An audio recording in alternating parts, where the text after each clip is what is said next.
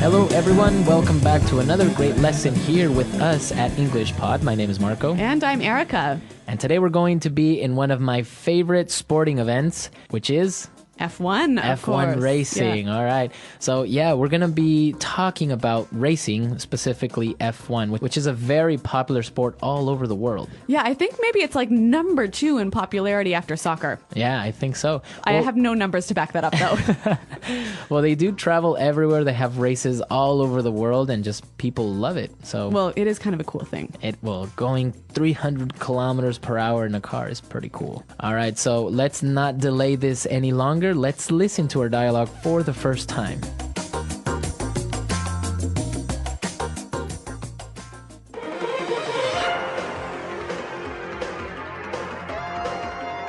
Welcome back, racing fans. My name is Rick Fields, and as always, I'm joined by my partner in crime, Bob Copeland. We're in the last stretch of this very exciting race, and Kimi Raikkonen is leading the pack with only 4 laps to go. They're heading to turn 3, and Lewis Hamilton tries to pass Raikkonen.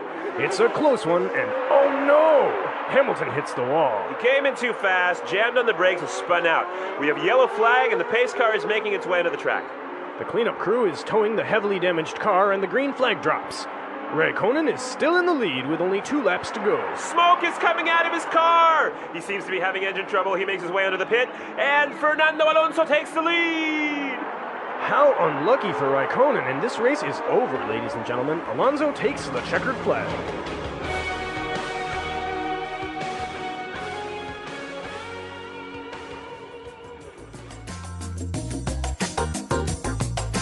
What an exciting race. I always love a good crash when it comes to car races. I think many people go to races expecting to see a crash. They don't want to see people getting hurt.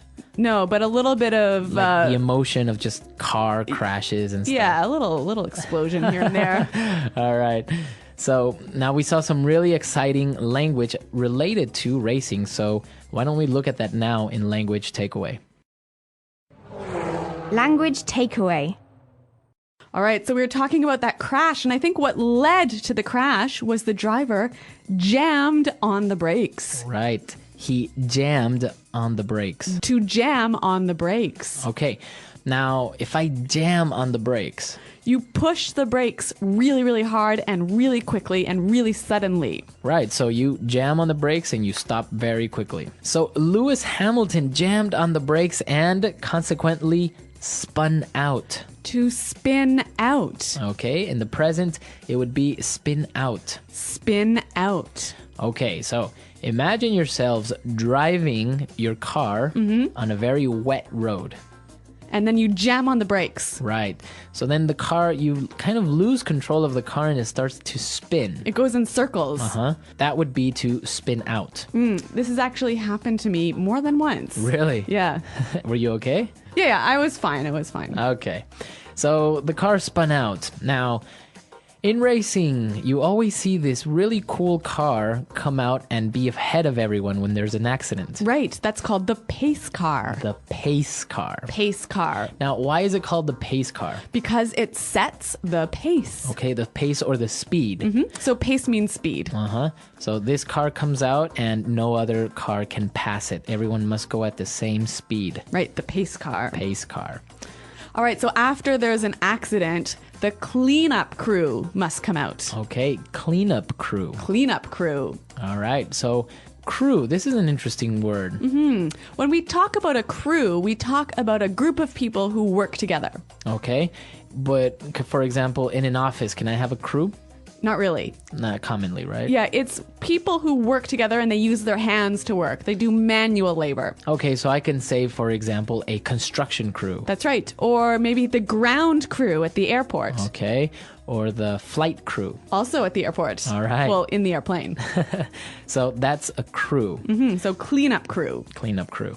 Now, they came out to take that car away, that broken or damaged vehicle. So they were towing it. Tow.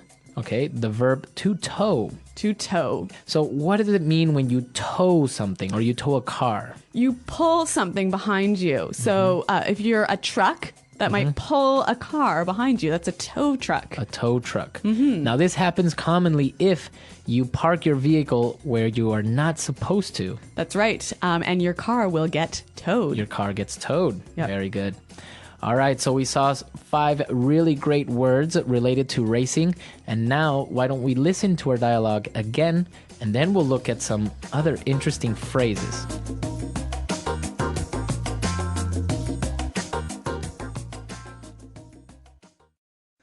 Welcome back, race fans. My name is Rick Fields, and as always, I'm joined by my partner in crime, Bob Copeland.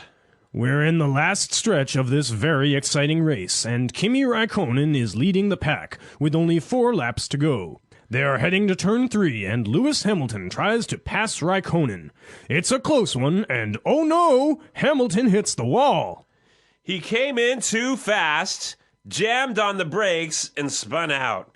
We have a yellow flag, and the pace car is making its way onto the track. The cleanup crew is towing the heavily damaged car, and the green flag drops. Raikkonen is still in the lead with only 2 laps to go. Smoke is coming out of his car. He seems to be having engine trouble. He makes his way into the pit, and Fernando Alonso takes the lead. How unlucky for Raikkonen. And this race is over, ladies and gentlemen. Alonso takes the checkered flag. Okay, so now we're back, and I think it's time for us to take a look at some phrases in Fluency Builder. Fluency Builder. Well, even though we're talking about F1 racing, a lot of the language can be used in many different situations. So let's look at some of those phrases now.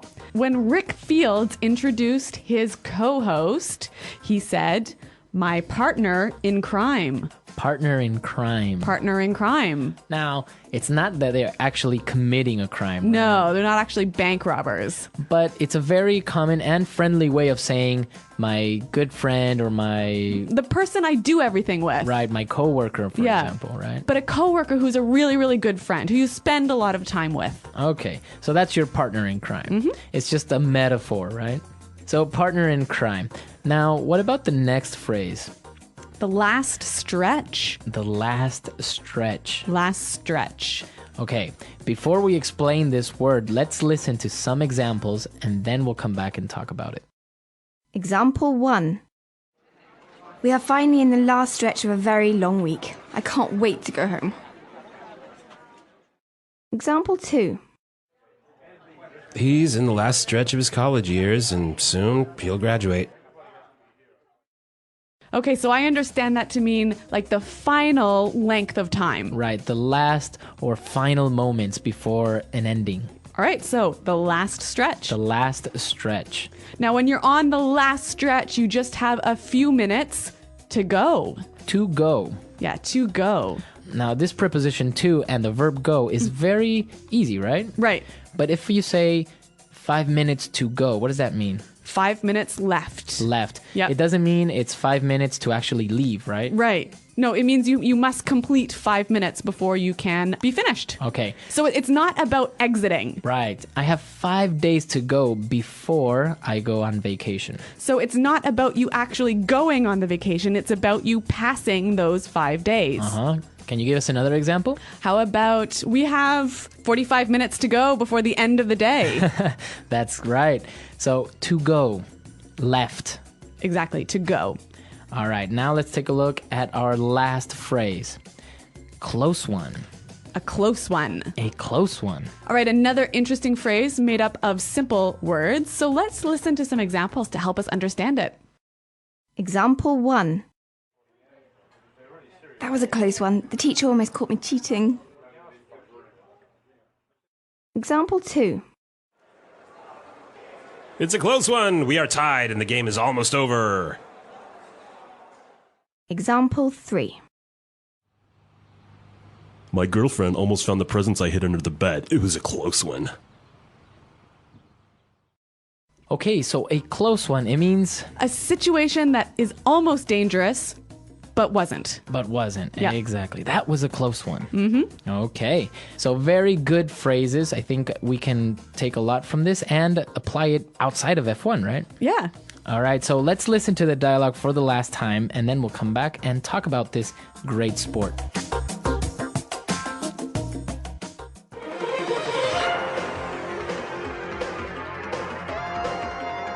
Welcome back, racing fans. My name is Rick Fields, and as always, I'm joined by my partner in crime, Bob Copeland. We're in the last stretch of this very exciting race, and Kimi Raikkonen is leading the pack with only 4 laps to go. They're heading to turn 3, and Lewis Hamilton tries to pass Raikkonen. It's a close one, and oh no! Hamilton hits the wall. He came in too fast, jammed on the brakes, and spun out. We have yellow flag, and the pace car is making its way into the track. The cleanup crew is towing the heavily damaged car, and the green flag drops. Raikkonen is still in the lead with only 2 laps to go. Smoke is coming out of his car! He seems to be having engine trouble. He makes his way under the pit, and Fernando Alonso takes the lead! How unlucky for Raikkonen, and this race is over, ladies and gentlemen. Alonso takes the checkered flag.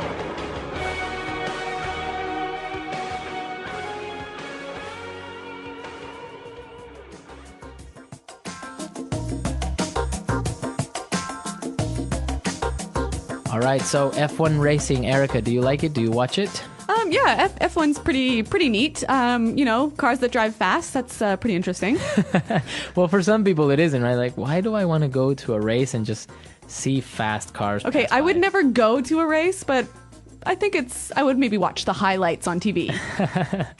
Well, actually, this year it's really exciting because, again, we're going to have a night race. I think it's in Malaysia or somewhere in Asia that they're going to race at night.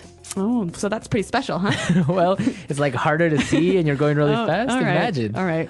So I hear you're going to the F1 this year. Yes, this year I'm going to go to the Shanghai circuit to watch the F1 race. So I'm really excited about that. I haven't ever been to one, so it should be fun. All right. Well, I hope you get to see some interesting things like car crashes and pace cars. Yeah. What about you guys, our listeners? Are you fans of F1? Have you ever been to an F1 race? Exactly. Send us your questions and comments and also your stories. I think we have listeners from all over the world. We have a lot of listeners in Brazil, and I know that there is a Grand Prix there. So tell us, how did it go? Do you like it? You can visit us at EnglishPod365.com, where Marco and I are around to answer your questions. All right. Any Canadian race car drivers? Yeah, there was one recently. Something. All right. Maybe our users know which one is the Canadian. So we'll see you guys there. Thanks for listening. Bye. Bye.